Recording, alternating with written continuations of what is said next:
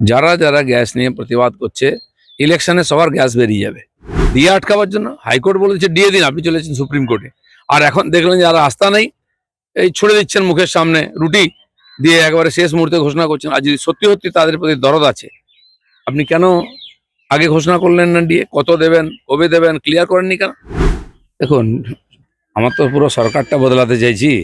একটা ওসি, একটা DM, SP বা চিফ সেক্রেটারি পাল্টে পশ্চিমবাংলার কোনো পরিবর্তন হবে না। সরকারের পরিবর্তন চাই, সেটা মে মাসে হবে। হিংসামুক্ত ভোট করাতে বদ্ধপরিকর নির্বাচন কমিশনার, এবং যেরকম দেখা যাচ্ছে গত ইলেকশনগুলোতে যে পর্যবেক্ষকরা ঠিক আগে আসে, কিন্তু এখন থেকে দিনক্ষণ ঘোষণা হওয়ার পর থেকে আসতে শুরু করে দিয়েছে পর্যবেক্ষকরা। মানে একটা ধরুন, এই ধরনের কথা বা এই সমস্যাগুলো যেগুলো আমরা ফেস করি এখানে, আপনারাও জানেন, বারবার আমরা নির্বাচন কমিশনকে লিখে জানাই, কিন্তু জাস্ট একটা ফর্মালিটি হিসাবে ওটাকে করে দেওয়া হয়, একটু চেঞ্জ করে দেওয়া হলো, কিন্তু সেই জন্য বাস্তব পরিস্থিতির কোনো পরিবর্তন হয় না। সেই জন্য ফ্রি ফেয়ার ইলেকশন এখানে সম্ভবই হয় না। আর সেটা আমার মনে হয় এবারে হবে না। সেই জন্য এসআইআর থেকে কাজটা শুরু হয়েছে ছাঁটাই। আমার মনে হয় সেন্ট্রাল ফোর্সকেও ঠিকঠাক ডিপ্লয় করা হবে, ব্যবহার করা হবে।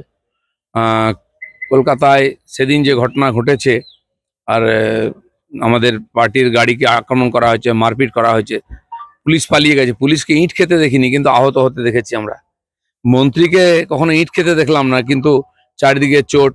যে আগে স্টিকার লাগিয়েছিল, পরে দেখি ব্যান্ডেজ লাগিয়েছে, বাইট দিচ্ছে। এগুলো আমরা দেখেছি। কিন্তু এই ঘটনাটা হয়েছে তখন পুলিশও ছিল না, আর তখন সেন্ট্রাল ফোর্সও ছিল না।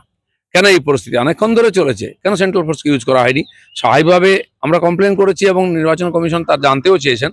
এই ধরনের ঘটনা লাগাতার হয়, সেন্ট্রাল ফোর্সকে খুঁজে পায় না। এর আগে আমাদের যাত্রার সময় জামুরিয়াতে হয়েছে, বারাবণীতে হয়েছে, সেখানে গাড়ি আটকে দেওয়া হয়েছে, বাজারে ভীষণ মারপিট হয়েছে, গাড়ি ভেঙে দেওয়া হয়েছে। সেন্ট্রাল ফোর্সকে অ্যাক্টিভ হতে দেখিনি। বলছি, সাধারণ মানুষের কথা ভেবে মুখ্যমন্ত্রী মমতা বন্দ্যোপাধ্যায় গ্যাস নিয়ে আজকে রাজপথে না। যারা যারা গ্যাস নিয়ে প্রতিবাদ করছে ইলেকশনে সবার গ্যাস বেরিয়ে যাবে, আমি বলে দিচ্ছি। কারণ এটা সাময়িক সমস্যা, সারা বিশ্ব তার জন্য ভুগছে।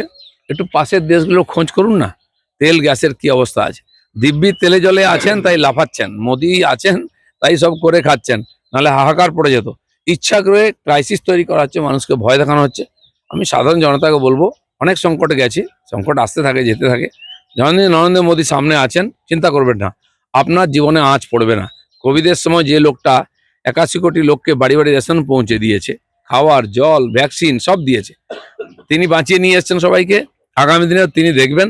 কিন্তু যারা মিথ্যাচার করে, কেবল রাজনীতি করে ইস্যু নিয়ে লোককে ভয় পায়, তাদের কথায় বিশ্বাস করবেন না। 7 লক্ষ নাম বিচারাধীন রেখে কেন ভোট, এই প্রশ্ন তুলে নওশাদ বলছেন যে মমতা বন্দ্যোপাধ্যায়কে যে ভোট বয়কট করুন, আমি আপনার পাশে রয়েছি। হ্যাঁ, বয়কট করুন না, আমরাও চাইছি বয়কট করুন। আমরাও চাই একটাও জেনুইন ভোটার যেন বাদ না যায় ভোটদান থেকে। বহু ভোটার বাদ গেছে আমাদের পার্টির, সে বুথ প্রেসিডেন্ট থেকে আরম্ভ করে নেতা, তাদেরও নাম কেটে দেওয়া হয়েছে। তাদের জন্য অ্যাপ্লাই করেছি আমরা, ডিএমরা নিচ্ছে, কিছু করছে না। এটা রাজ্য সরকারের চক্রান্ত যেন হচ্ছে, সেজন্য আমরাও চাই এই 60 লক্ষ ভেরিফিকেশন তো হোক। এছাড়াও বহু লোক বাদ গেছে, তাদেরও ভেরিফিকেশন হয়, তাদেরকে আবার নাম ঢোকানো হোক, সে রাস্তা রাখা হোক।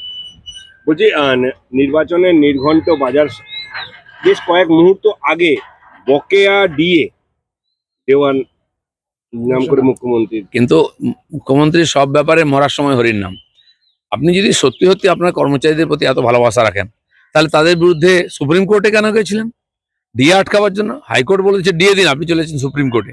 আর এখন দেখলেন যারা আস্থা নেই, এই ছুড়ে দিচ্ছেন মুখের সামনে রুটি দিয়ে, একেবারে শেষ মুহূর্তে ঘোষণা করছেন। আর যদি সত্যি সত্যি তাদের প্রতি দরদ আছে, আপনি কেন আগে ঘোষণা করলেন না? দিয়ে কত দেবেন, কবে দেবেন, ক্লিয়ার করেননি কেন? এ সবই ছকবাজি ইলেকশনের জন্য। আমাদের ভিডিও ভালো লাগলে লাইক এবং শেয়ার করুন। কমেন্ট সেকশনে গিয়ে জানান আপনাদের মতামত। আরও ভিডিও পেতে আমাদের চ্যানেল সাবস্ক্রাইব করুন এবং প্রতি মুহূর্তে খবরের আপডেট পেতে প্রেস করুন বেল আইকন।